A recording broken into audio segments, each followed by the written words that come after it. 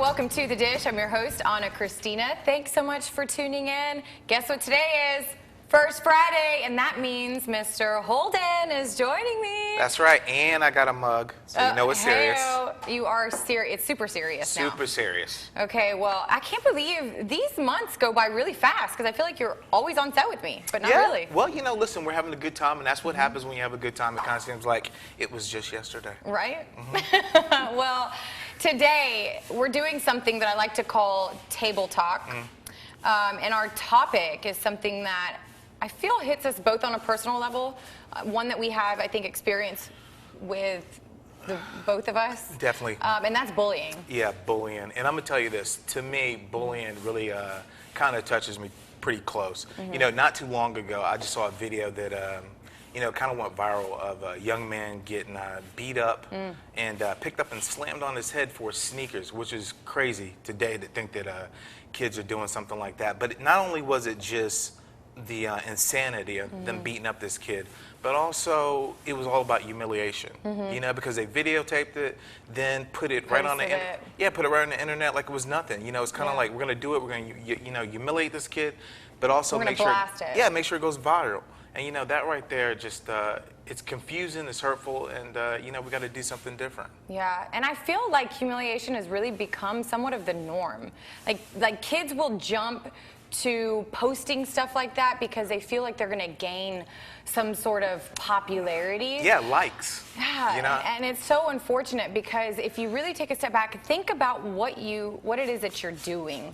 You know what I mean? I know that social media can be great for connecting with people, but when it comes to something like that, number one, you're bullying, so you shouldn't be. And number two, you're posting it, so you're trying to humiliate this person so that everyone can see. And I just think it's so sad that people get to that point. And really, I think it has a lot to do with kids, and this is not an excuse, they're so desensitized to what it is that they're actually posting. Yeah, I think so. Because they see it. Yeah, I think they want to be the next one to do it. You know, I think they have a real disconnect that, you know, there are people that are attached to those videos, you know, that it's not just ha, he, and it just goes away. These are things that sometimes live in the ethos of the internet where they're just there forever, you know, so. And I don't think they realize that either. You say forever, that they are there forever. These kids do not realize that there are major consequences when it comes to making a decision to do something like that. You think you're 16, I'll post it, it'll go away. It's not going away. And also this for your future. You know, in the future when you want to go get that nice cushy job you went to college and spent all that money for, you know, a lot of employers now, they'll go back on your social media history and say, oh, so this is what you were part of, this is what you're part of. So be really careful out there as far as what you want to do in your future. Yeah, it is. It's so sad that kids are doing that. And I say that they've become desensitized, and it really, it just breaks my heart. I mean, I just can't stand to look at videos like that. But, you know, for me, you know that I'm a new parent. I have an 8.5-month-old, and something I think about a lot. What is your advice on how to handle if my child were to either be bullied or he is the bully? Now, Boston, you better never be the bully. I'm telling you right now. I have it on camera, letting him know that it is not okay. But how do you handle those situations? I would definitely say this. The core part of it is parent to parent. If you have an issue with your children, you know, not getting along with another child, first, of course, try to handle it through the school system, going to the counselors. That doesn't work, going to the principal. But also parent to parent. It's a really good way to kind of somewhat make more of the children understand that, you know, these are actual kids. You know, this isn't just something, this isn't just fun and games. So it's a good situation especially if it's something like if you know the children's parents or if they live in the same neighborhood, stop by their house, stop and talk with them. Well, and I think it also shows, if you are being open to this communication, it shows that these kids, that you can communicate like mature people, like human beings, sit down face to face and show, as a parent, show grace. To the child's parent who is actually is maybe the bully, so that they see that, you know, we can work through this.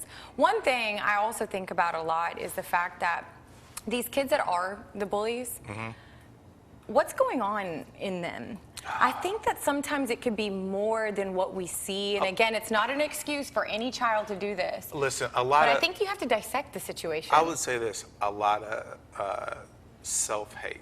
Because I'm gonna keep it real with you, no disrespect, but a lot of the bullies, if you look at them, they're not supermodels. They're not working out all the time. They're kids that have their own issues, and unfortunately, they don't have an opportunity, or really they don't know how to deal with those issues, and they kind of project those upon people that are smaller than them. Yeah. Somebody else who's even more in a corner than they are. Yeah. Somebody else who is going through even more issues that they Yeah. perceive they are. So that's unfortunate. That's one of the byproducts Well, of I not think feeling it good could yourself. go any which way. I think anyone could be a bully. And I think that anyone could do things that maybe don't sit well with somebody else, but what really is going on inside of them, what has happened in their life, and I think it goes much deeper. And I think that we need to figure that out too, because it's not just so that we discipline them, so that we take away what it is that they're doing, but if it becomes a habit, how do we cure what's going on inside of them so they don't make it a habit? Well, as far as a cure, I'm not sure if there's a real cure, but there's definitely a situation where, again, like I say, the parents have to step in, together. They've got to step in. When I think both kids and parents need to be held accountable, and when we come back, we're actually going to continue the conversation about that. All right, so do not go anywhere. When we come back, we have more on bullying.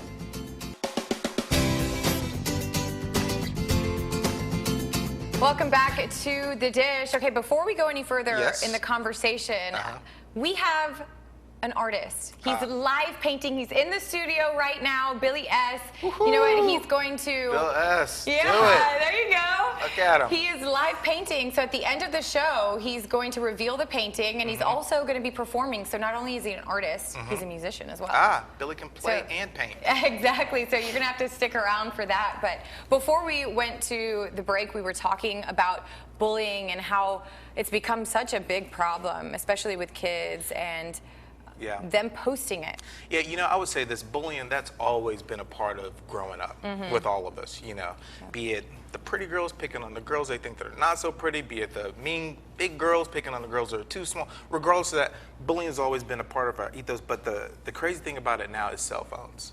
The crazy part about it now is being able to humiliate these kids through social media, be it Facebook, be it Snapchat, be it Instagram, whatever kids can get away with. It seems like they're taking things to the next level. But when it's extreme, to get to the point where you think it's okay to post this on social media, and really if you think about what it's for, it's to gain popularity and likes.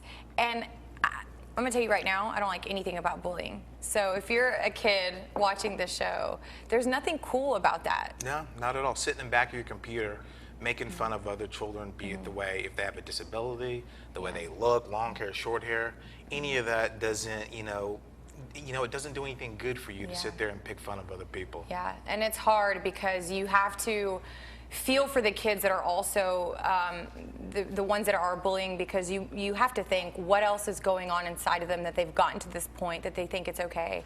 And I feel like they have become a little bit desensitized. But we also mentioned about kids and parents being held accountable for their actions. That's a big part of it also. You don't want to say that, the apple doesn't fall too far from the tree to a degree. You don't want to say that parents are just the root cause of that. But I will say this, though. Parents, you play a really big part in the development of your child and understanding your child. Now, prime example, if you have a child that comes home every day and all they want to do is talk and gossip about other children over and over and over, don't applaud that. Don't sit there and just say like, oh yeah, tell me about what happened with such and such and what's going on with their family. To some degrees, that's a teaching moment. Don't egg it on. That's right. Pull your child to the side and say, hey, listen, that's not the way we do business. You have to teach them about respect, respecting others. Others are human beings. They all have a background. They all have mothers, parents. They're all brothers, sisters, whatever it is. They're all children of somebody.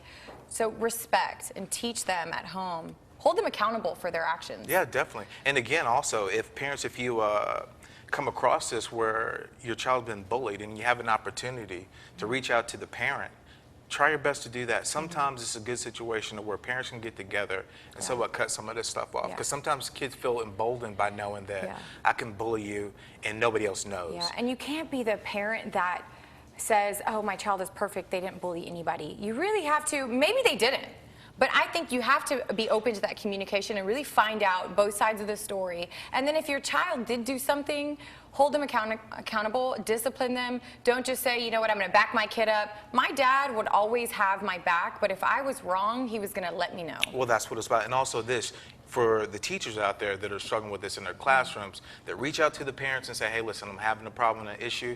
I'm calling you in. Please, parents, do not think that, you know, these teachers are sitting around and just thinking, this is what I need to do on my lunch break is to call your mom and your dad.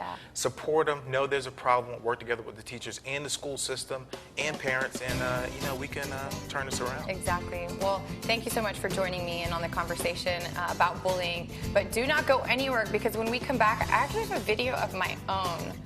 I'll have to check with you, see if I'm not trying to humiliate you, promise. No, it's okay. It's actually fun. But when we come back, we'll do that. Plus, we're going to be giving away birthday winner. That's right. Thank you, birthday That's winner. right. It's okay, your we'll birthday. Be right back. It's your birthday. Yeah. We'll be back. Did you change some of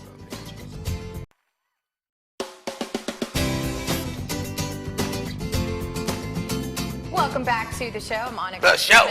The show.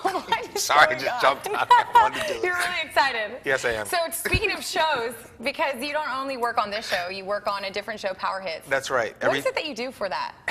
Every Sunday night, 11:35. Yeah, that's right. Power Hits.